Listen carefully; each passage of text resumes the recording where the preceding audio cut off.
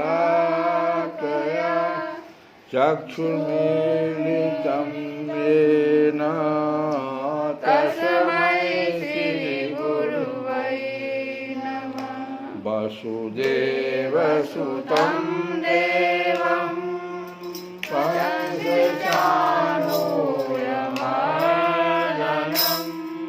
देवकी परमानन्दं कृष्णं वन्दे जगद्गुरुं। रुक्मिणीकेलिसंयुक्तं पीताम्बरसुशोभितं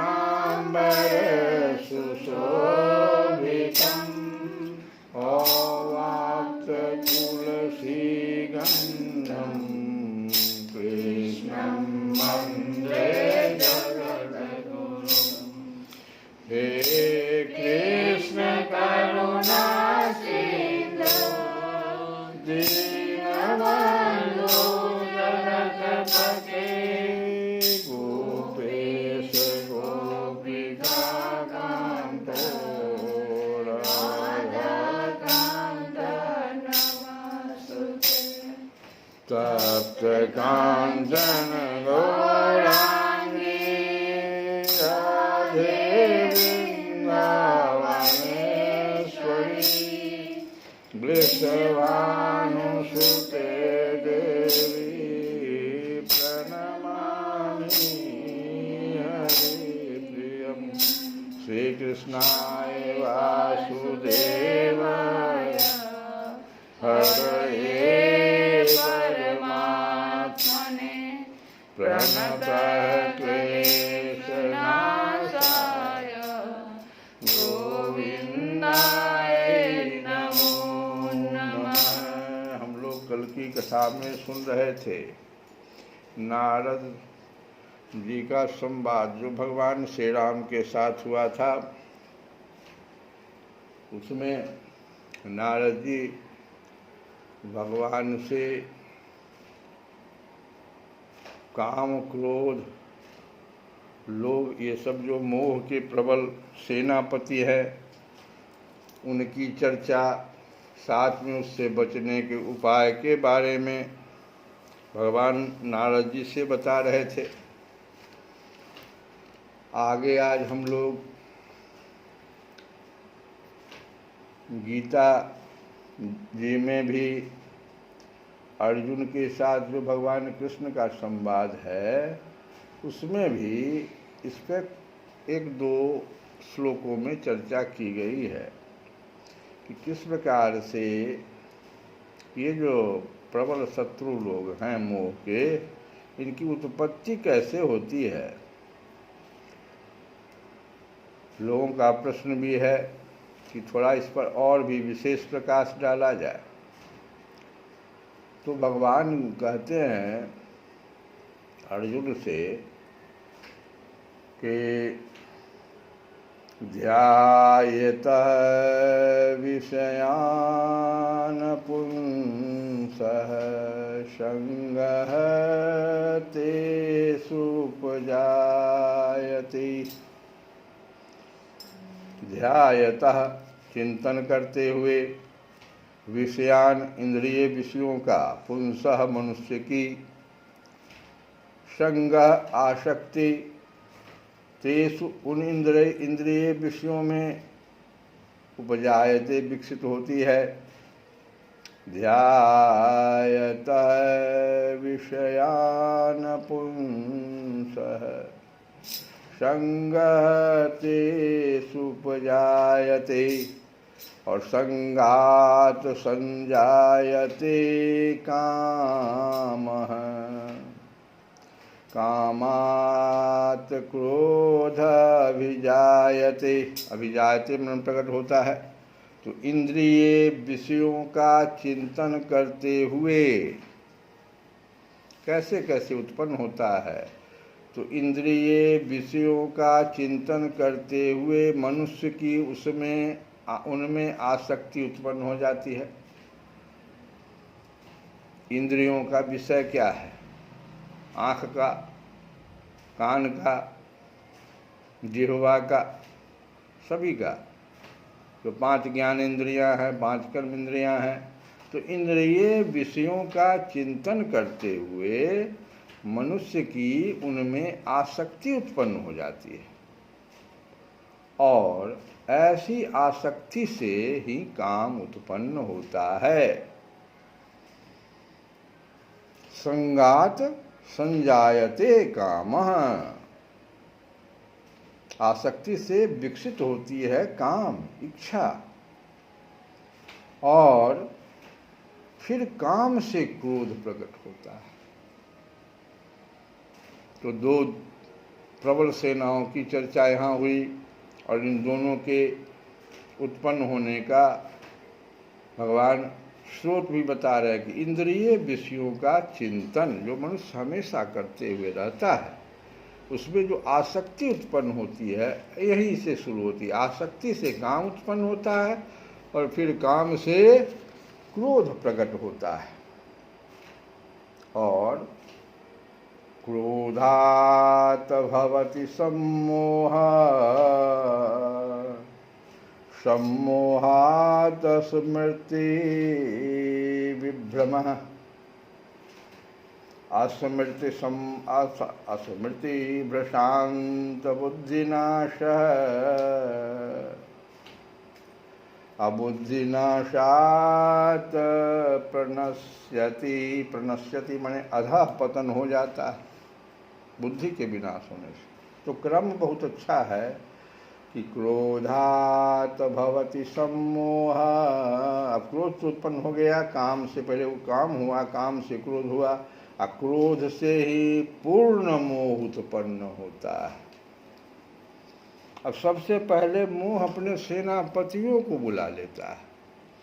ये तो है ही, राजा जब आवेगा, किसी भी राज दरबार में राजा आएगा तो पहले सेनापति लोग आ जाते हैं, तब राजा आता है। तो क्रोध से पूर्ण मोह उत्पन्न होता है, और मोह से स्मरण शक्ति का विभ्रम हो जाता है। और जब स्मरण शक्ति भ्रमित हो जाती है, विभ्रम मतलब भ्रमित हो जाती है, तो बुद्धि नष्ट हो जाती है। बुद्धि कुबुद्धि की ओर भाग जाती। सद्बुद्धि, बुद्धि, कुबुद्धि, दुर्बुद्धि, तो बुद्धि नष्ट हो जाती है। और बुद्धि नष्ट होने पर मनुष्य भवकूप में पुनः गिर जाता है। तो ये तो आपके क्रम हैं, जिस क्रम से ये तीनों भाई और फिर उसके राजा की उत्पत्ति होती है। और आगे की कथा हम लोग श्रीमद्भागवत में जैसा सुन रहे थे कि श्री सूत जी कहते हैं कि शौनकादि ऋषियों देवर्षि नारद ने व्यास जी से इस प्रकार कहकर जाने की अनुमति ली और वीणा बजाते हुए स्वच्छंद विचरण करने के लिए वे चल पड़े। के नारद जी चल पड़े।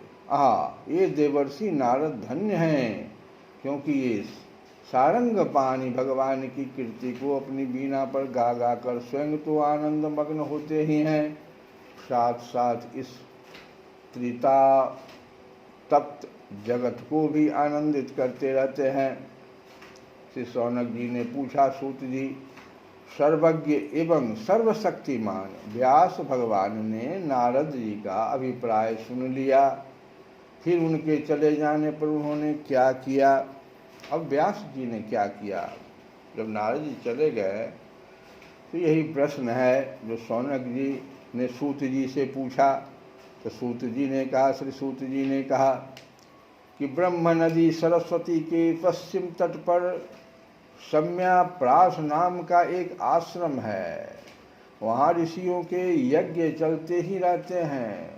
वहीं व्यास जी का अपना आश्रम है। उसके चारों ओर बेर का सुंदर वन है।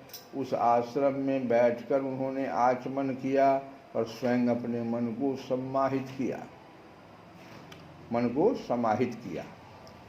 उन्होंने भक्ति योग के द्वारा अपने मन को पूर्णतया एकाग्र, मन को समाहित करना मतलब भक्ति योग के द्वारा अपने मन को पूर्णतया एकाग्र और निर्मल करके आज पुरुष परमात्मा और उनके आश्रय से रहने वाली माया को देखा।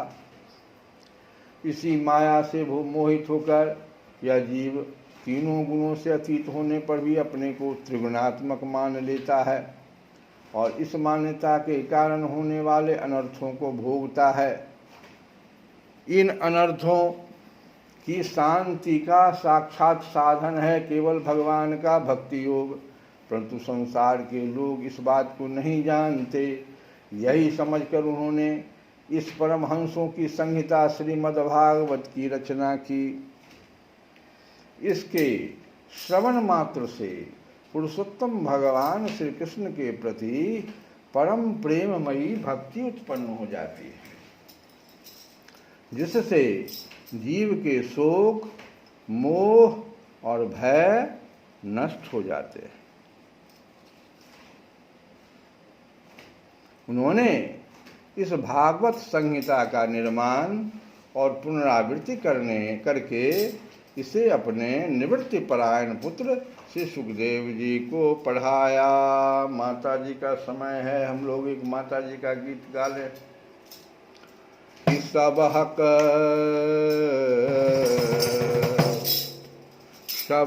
सुधी अहाँ लई छी हे अम्बे, सबहक सुधी अहाँ लई छी, हमरा किय बिसरई छी हे, सबहक सुधी अहाँ लई छी,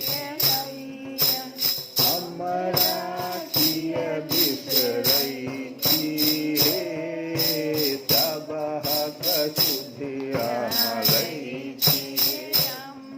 माता जी के सामने तुम लोग खड़े हो, अष्टमी का दिन है, ठीक से प्रार्थना करो कि सबहक सुधी अहाँ लई छी, हमरा किय बिसरई छी, सबहक सुधी अहाँ लई छी, किय बिसरई छी, हमरा दिस सँ मुँह फेरै छी, हमरा दिस सँ मुँह फेरै छी। अच्छे नहीं ई नहीं उचित करै छी, ई नहीं उचित करै छी। सबहक सुधिया लै छी, हमरा किए बिसरै छी।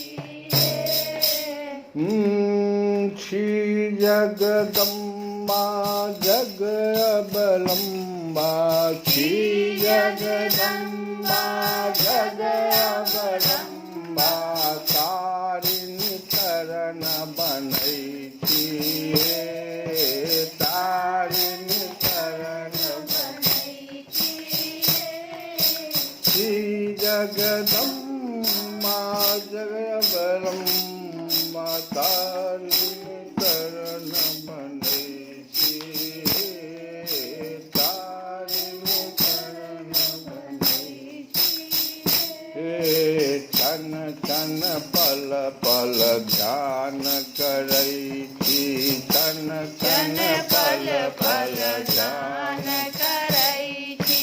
दर्शन बिनु तरसै छी, सबहक सुधिया लै छी। हमरा किए बिसरै छी, हमरा दिस सँ मुँह फेरै छी, हमरा दिस सँ मुँह फेरै छी।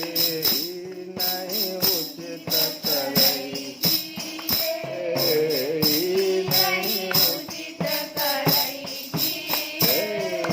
सबहक सुधिया लै छी, अम्बे हमरा किए बिसरै छी, हमरा किए बिसरै छी।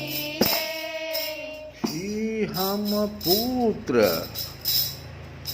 छी, हम पुत्र अहीं के जननी छी, हम पुत्र अहीं के जननी। से तो अहाँ जनै छी, हे से तो अहाँ जनै छी। हम पुत्र अहीं के जननी, से तो अहाँ जनै छी, से तो अहाँ जनै छी। रात दिन हम विनय करै छी, रात दिन हम विनय करै छी। पापी जानि खेलै छी, पापी जान खेलै छी। सबहक सुधिया लै छी, हमरा किए बिसरै छी, हमरा किए बिसरै छी। हमरा दिस सँ मुँह फेरै छी, हमरा दिस सँ मुँह फेरै छी। ई नहीं उचित करै छी, सबहक सुधिया लै छी, हमरा किए बिसरै छी। श्री कृष्ण गोविंद हरे मुरारी।